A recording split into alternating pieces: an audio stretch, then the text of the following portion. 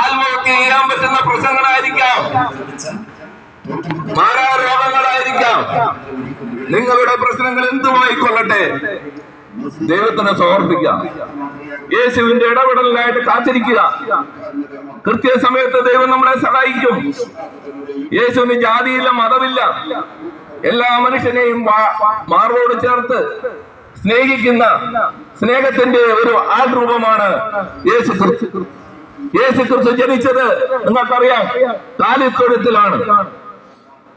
പാവപ്പെട്ടവരിൽ പാവപ്പെട്ടവരായ സമൂഹത്തിൽ ഏറ്റവും പാർശ്വവൽക്കരിക്കപ്പെട്ട ആട്ടിടയന്മാരുടെ മുന്നേ ആ കാലിത്തൊഴുത്തില് ലോകത്തിനെല്ലാം മാതൃകയായി, എളിമയുടെ മാതൃകയായി ജനിച്ചു.